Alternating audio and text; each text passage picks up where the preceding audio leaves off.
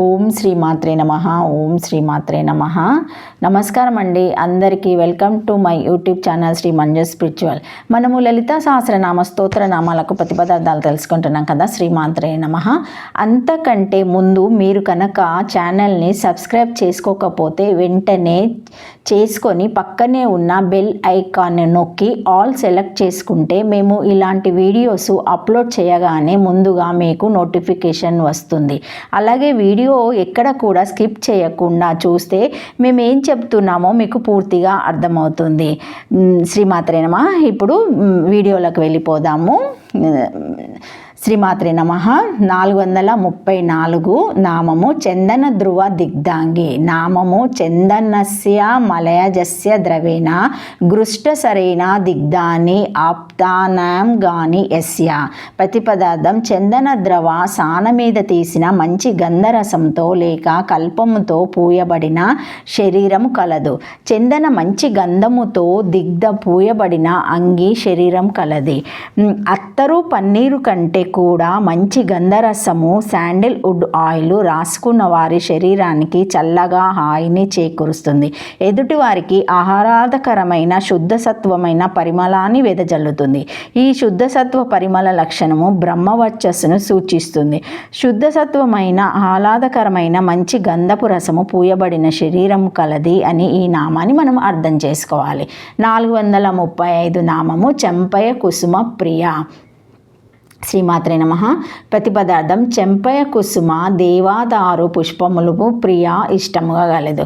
చెంపయ సంపెంగ కుసుమ పుష్పములందు ప్రియ ప్రీతి కలదు. దేవాదారు పుష్పములు ఇష్టంగా గలది అని ఈ సంపెంగ పుష్పములు ఇష్టముగా ఉంటుంది. చంపయ కుసుమము నాగకేసర పుష్పము చంప సంబంధి పుష్పము నా ప్రియం ఎస్య. చంపయ కుసుమం అంటే సంపెంగ పువ్వు అని పూల మీద వ్రాలి తన ఆధిపత్యాన్ని నిరూపించుకునే తుమ్మెద సంపెంగ పువ్వు మీద వ్రాలదు. ఇంద్రియాలు మనసు కలిపి మొత్తము 6 సంఖ్యతో ఉండే కాళ్ళను కలిగిన షట్పది తుమ్మెద వాళ్ళని అంటే సృష్టించని లేదా ప్రభావానికి లోను కాని పువ్వే సంపెంగ పువ్వు.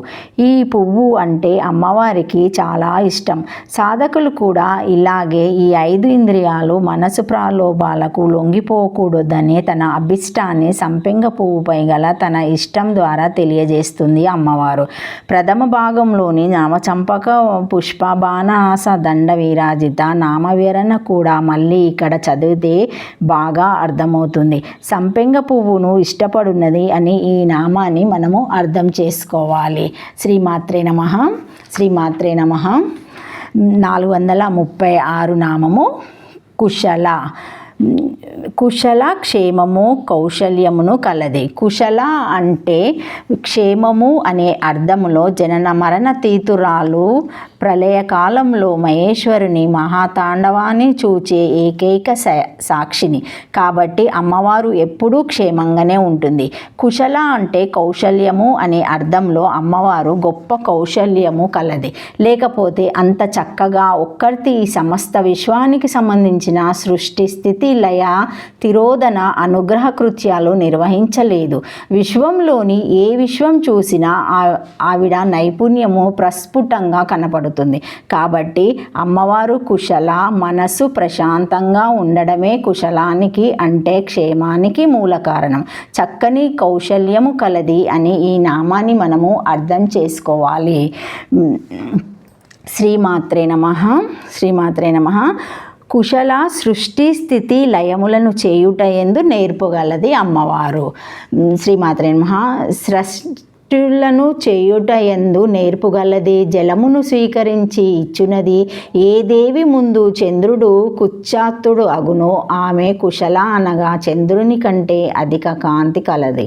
సృష్టి స్థితి మొదలగు వాణిని చేయుటయందు నేర్పుగలది లేదా జలమును అనుగ్రహించున్నది. అదంతము కంటే ప్రత్యాయము లేదా చంద్రుని కంటే అధిక కాంతి కలదు.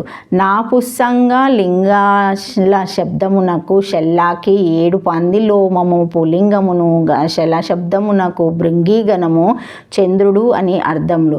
విశ్వ నిఘంటువులో కలవు 3 అక్షరముల నామము. శ్రీమాత్రే నమః. శ్రీమాత్రే నమః. 437 నామము కోమలాకర.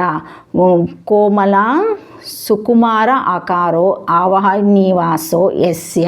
శ్రీమాత్రే నమః.